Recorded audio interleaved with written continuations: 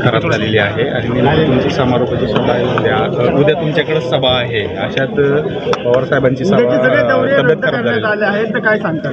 हे बघा, उन्हाचा एकूण सगळा हे बघितला तर थोडासा आवाजाला एकूण त्रास झाल्याचं मला असं समजलं आणि त्यामुळे फक्त एखाद दिवसाचा हा आराम करावा लागणार आहे आणि माझ्याकडेच याच्या आदरणीय साहेबांची सभा होती, परंतु या पद्धतीनं जो उन्हाचा त्रास आहे हा अनेकांना होतो आणि त्यामध्ये सातत्यानं आदरणीय शरदचंद्रजी पवारसाहेब दिवसाला 3-3, 4-4 सभा घेत महाराष्ट्रभर ही जी धावपळ करतात, तो एखादा दिवस हा आराम करावा लागेल आणि तो एखाद दिवस आराम झाला की पुन्हा पवारसाहेब त्याच ऊर्जेनं आणि त्याच ताकदीनं पुन्हा महाराष्ट्र पिंजून काढण्यासाठी सज्ज होते. साहेबांची सभा म्हणजे प्रत्येक मतदारांमध्ये एक चैतन्य निर्माण होतं, असा एक हे आहे. मग आपली सभा होत नाही तर थोडं हे येतं. हे बघा, या काही गोष्टी ज्या आहेत या मी स्वतः पाहतोय. म्हणजे आज ही माझी स्वतः 5वी सभा केलेली आहे आणि 5वी सभा केलेली असल्यामुळे या सभा करताना काय धावपळ होते, काय उडाताण होते हे मला जर समजू शकत असेल तर प्रकृती अस्वास्थ्यामुळे साहेबांची एक सभा रद्द झाली, पण मला वाटतं म्हणजे मला याची खात्री आहे की त्यानंतरच्या सगळ्या ज्या सभा आहेत त्या तेवढ्याच दिमाखानं आम्ही आणखी दुपटीनं करू.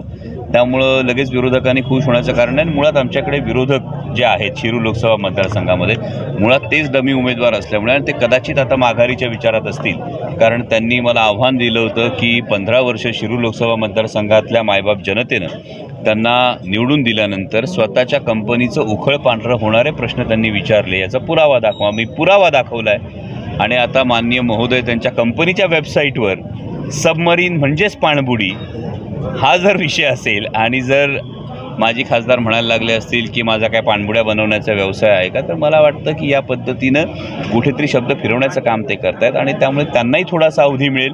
पवारसाहेबांची सभा रद्द झाल्यामुळे त्यांनाही थोडासा सावरण्यासाठी अवधी मिळेल.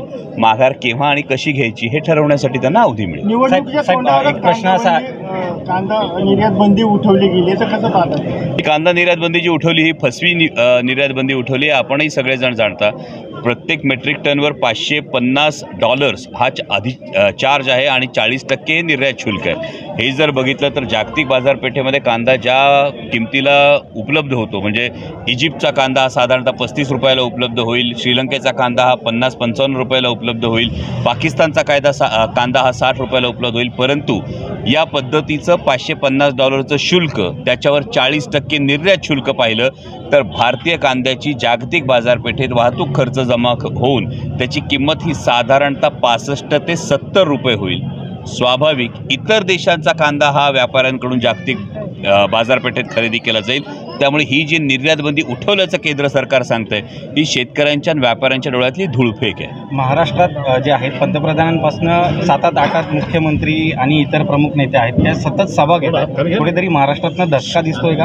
हे 100% महाराष्ट्रातला पराभव हा महायुतीला स्पष्ट दिसतोय आणि त्यामुळे महाराष्ट्रात एक मुख्यमंत्री, 2-2 उपमुख्यमंत्री, 200 आमदार, 2 फोडलेले पक्ष, त्यांची चोरलेले नेते, एवढ्या सगळ्या गोष्टी असूनही माननीय पंतप्रधानांना आणि देशपातळीवरच्या नेत्यांना एवढा वेळ द्यावा लागत असेल तर महाराष्ट्रातल्या स्वाभिमानी जनतेनं आदरणीय शरदचंद्रजी पवारसाहेब, माननीय उद्धवसाहेब ठाकरे आणि राहुलजी गांधी यांच्या पाठीमागे ठामपणे उभं राहण्याचा निर्णय घेतला. ही गोष्ट स्पष्ट होते.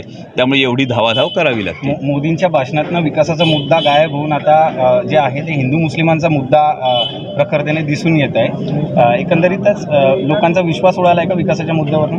मला वाटतं तुमच्या प्रश्नातच त्याचं उत्तर आहे. लोकांना अजूनही विकासच हवा आहे. लोकांना हे पुरतं ठाऊक आहे की माननीय पंतप्रधान जे काही म्हणतायत त्या पद्धतीनं धार्मिक विद्वेष वाढवून पोटाची आग विझत नाही, हे प्रत्येकाला ठाऊक आहे. त्यामुळे 2 कोटी रोजगाराचं काय झालं ते सांगा, महागाईचं काय झालं ते सांगा, शेतकऱ्यांच्या शेतमालाच्या हमीभावाचं काय झालं ते सांगा, परंतु याच्यावर कोणतंही द्यायला उत्तर भारतीय जनता पक्षाकडे आणि महायुतीच्या नेत्यांकडे नसल्यामुळे हे कुठले तरी वेगळे मुद्दे प्रचारात आणण्याचा त्यांचा प्रयत्न सुरू आहे. A1 graphics and video editing services आमच्याकडे सर्व प्रकारच्या आकर्षक सोशल मीडिया डिझाईन करून मिळतील, जसे की आभार बॅनर, जयंती बॅनर, सुविचार बॅनर, दुकानासाठी कार्ड, लग्न पत्रिका, पुण्यतिथी इमेज, सण उत्सव इमेज, वाढदिवस व्हिडिओ, लग्न व्हिडिओ, लोगो, 3D बिझनेस, श्रद्धांजली इमेज, इलेक्शन इमेज, पुण्यस्मरण इमेज, वाढदिवस image, hotel menu list image. लवकरात लवकर ऑर्डर करा। संपर्क रिजवान सय्यद, मोबाईल नंबर 9112330252। त्याच सोबत मंथली पॅकेज स्वीकारले जाईल।